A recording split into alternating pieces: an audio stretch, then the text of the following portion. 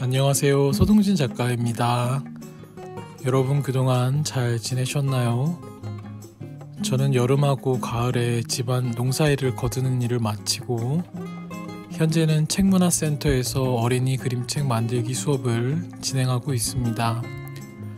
제가 삽화 작업을 하다 보니까 개인전 때 제 작업을 보신 관객분 중에 기관에서 일하시는 분이 저를 추천해 주셔서 어린이들과 즐겁게 그림책을 만들 수 있는 기회가 생겼네요.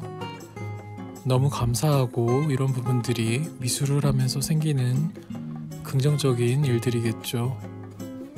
그런데 이런 제안을 막상 받게 되면 현장에서 많이 아이들과 교육을 진행하시는 미술 선생님들이 아니시라면 조금 낯설기도 하고 수업을 어떻게 준비해야 하나 막막할 거라 생각이 듭니다.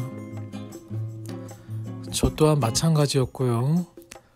그래도 저는 예전에 어린이와 청소년을 대상으로 몇 차례 수업을 진행했던 경험이 있어서 준비만 잘한다면 어렵지는 않겠다는 생각이 들었고요. 무엇보다 그림책을 만드는 수업이다 보니까 한 번쯤은 제가 아이들과 좋은 그림책을 만들고 싶다는 창작력이 들어서 진행을 했던 것 같습니다. 그래서 오늘은 저처럼 그림책 수업을 준비하시거나 미술 수업을 준비하시는 분들께 조금이나마 도움이 될 만한 것들을 이야기해 보는 것이 좋을 것 같아서 이런 주제를 선정해 봤습니다. 저 또한 많이 부족한 부분이 많아서 들으시면서 이런저런 부분에서 보강해야 하는 점들이 있다면 고민 없이 댓글에 적어주시거나 메시지를 주시면 많은 도움이 될 것 같습니다. 그럼 제가 수업을 준비하고 진행하면서 들었던 생각들을 몇 가지 말해보도록 하겠습니다. 먼저 교사는 아이들에 대한 정보를 사전에 알고 있으면 수업을 준비하는 것이 조금 수월하긴 하겠죠. 그러나 대부분의 교사나 강사들은 처음 아이들을 대면하고 한두 차례 수업을 진행하고 나서야 아이들의 이름과 성향을 파악할 수 있고 아이들의 미술 수행 능력 또한 어느 정도 파악이 가능할 겁니다. 따라서 제가 생각하기에 첫 수업에 재료나 기법에 너무 힘을 주어서 많은 것을 하려는 선생님들께서는 자신들이 준비했던 다양한 것들을 제대로 활용하지 못하고 수업을 진행하게 될 가능성이 큽니다. 따라서 첫 수업은 많은 것을 준비하기보다는 아이들과 인사를 나누고 수업을 진행하면서 서로 친해지고 알아가는 것을 목표로 하는 것이 좋겠죠. 우선은 선생님들께서는 기관에서 실무를 담당하시는 선생님들께 수업에 들어오는 아이들의 이름이 적힌 목걸이, 이름표를 준비해달라고 부탁드리는 것이 좋을 것 같습니다. 기억력이 엄청 좋으신 분들도 계실 수 있겠지만 저 같은 경우 이름표 없이 수업을 진행했을 때 아이들의 이름을 부를 때 아이들의 이름을 명확하게 부르지 못해서 출석부를 보면서 이름을 부르고 확인하는 경우가 생겼는데요.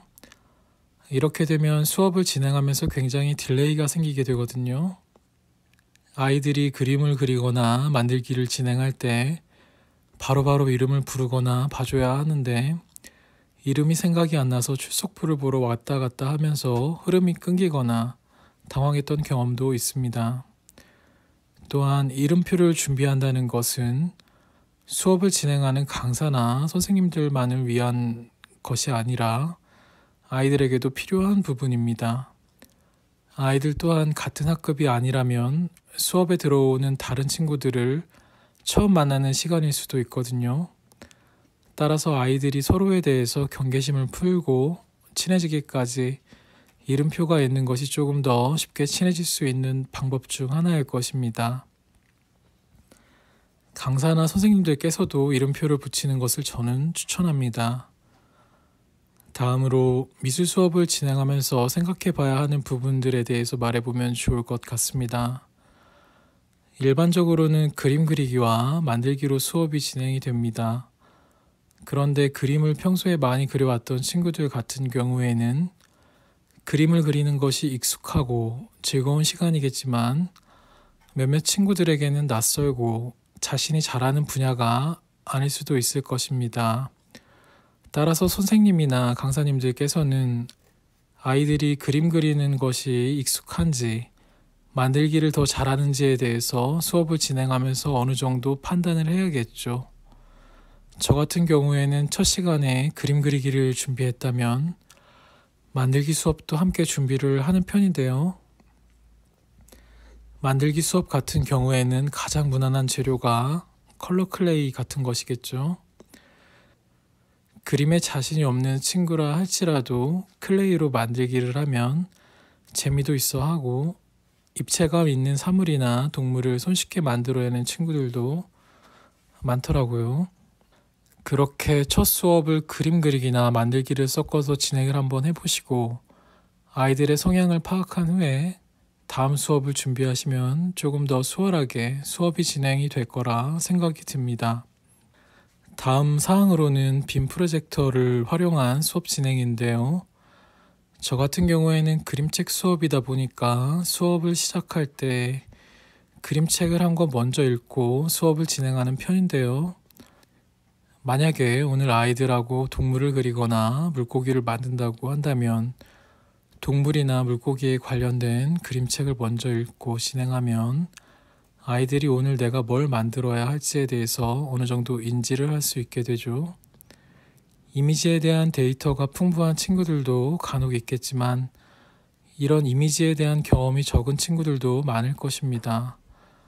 따라서 아이들이 보고 쉽게 따라 그릴 수 있는 대상에 대한 이미지들을 보여주거나 경우에 따라서는 화면에 틀어주는 것도 좋은 방법 중에 하나일 것입니다.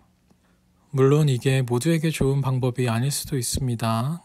간혹 상상으로 그림을 그리는 것을 좋아하는 친구들에게는 이런 직접적인 이미지를 보여주는 것이 방해가 될 수도 있거든요. 그래서 수업을 진행하면서 어느 정도 융통성 있게 빔 프로젝터를 활용해 주시는 것이 좋을 것 같습니다. 다음으로 산만한 아이들에 대한 대처법에 대해서 생각해 보면 좋을 것 같습니다. 아이들이 뛰어놀고 활발한 것은 자연스러운 일이지만 미술 수업같이 한 공간에서 여럿이 함께하는 조금은 정적인 수업을 진행할 때는 유독 산만한 친구들을 많이 마주칠 수밖에 없습니다. 보통은 수업에 한두 명의 어린이들이 너무 산만하여 수업의 분위기를 좌지우지하는데요. 일단은 수업에 참여하는 인원이 6명을 넘어가는 경우에는 선생님 한 분으로는 통제가 어렵다고 저는 생각하거든요. 그래서 인원이 6명 이상 넘어갈 시에는 수업을 보조해 주시는 선생님은 필히 있어야 한다고 저는 생각합니다. 따라서 다인원의 수업을 맡게 되신 선생님들께서는 보조해 주시는 선생님을 기관에 필히 요청을 해보시는 편이 좋을 것 같습니다. 그러나 기관의 사정에 따라서 선생님 혼자서 단독으로 많은 아이들과 함께 해야 하는 경우도 생길 텐데요. 이럴 때는 수업의 내용을 정적인 미술보다는 여럿이서 함께 할 수 있는 액티비티한 미술 수업으로 준비하시는 것이 또 다른 방편일 것입니다. 그러나 가급적이면 통제가 가능하게끔 사전에 인원을 맞추는 것을 저는 추천드립니다. 제가 바라는 대로 적정 인원인 상황에서 산만한 아이들에 대한 대처법을 생각해 보자면 첫째로는 자리 배치입니다. 저는 가급적이면 디귿자 모양으로 서로 마주보면서 수업을 진행하는 것을 선호합니다. 그런데 이 배치는 아이들끼리 서로 친해지는 것이 매우 빠르다는 장점이 있지만 서로에 대해서 의사표현이 너무 손쉽게 이루어지기 때문에 난장판이 될 가능성도 크거든요. 아이들이 자리에 앉아서 서로 웃고 떠드는 수준이라면 상관이 없는데 아주 활동적이고 산만한 친구가 한두 명 있게 되면 수업을 진행함에 있어 어려움이 생길 수도 있겠죠. 따라서 디귿자의 자리 배치 상황에서 산만한 친구가 중간에 자리를 잡는다면 그 친구의 자리를 선생님이 책상 바로 옆이나 선생님과 같은 책상에서 작업하게 해주는 것이 바람직해 보입니다. 아이들과 함께하는 수업이 2주 정도 지나게 되면 아이들은 자연스럽게 자신이 편한 자리를 선점하게 되거든요. 아이들은 자신이 싫어하거나 약간 거리를 두고 싶은 친구들과는 조금은 떨어져 앉게 되는데, 가급적이면 아이들의 성향과 관계도를 파악하시고 자리를 조정해 주시는 것이 좋겠습니다. 조금 산만한 친구 같은 경우에는 선생님과 함께 있을 때에도 노래를 부른다던가 눈앞에 보이는 친구들을 놀리거나 비난하는 일이 생길 수도 있는데요. 그럴 때마다 선생님들께서는 그 친구를 지그시 마주보면서 칭찬을 더 많이 하라는 말을 해주시고, 그래도 말을 안 듣는다면 살포시 그 친구의 이름을 부르며 꾹 안아주는 것만으로도 어느 정도 통제가 가능할 거라 생각합니다. 그런데 그 친구가 산만한 것이 그 친구의 잘못이 아니라 수업의 내용이 재미가 없어서일 수도 있습니다. 그 친구는 그림 그리기에 관심이 없고 그림을 잘 못 그려서 다른 것을 하고 싶은 경우가 있을 수도 있습니다. 따라서 그 친구가 집중할 수 있는 재료를 주시거나 관심을 많이 가질 수 있는 다양한 주제를 선정하여서 수업의 재미를 느낄 수 있도록 유도하시는 것을 저는 추천드립니다.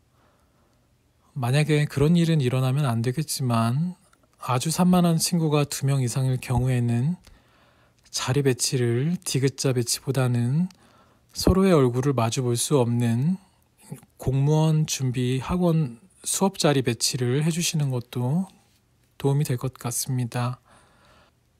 이 상황에서는 산만한 친구들을 선생님과 가장 가까운 앞자리로 배치하시는 편이 조금은 수업 진행에 도움이 되실 거라 생각합니다.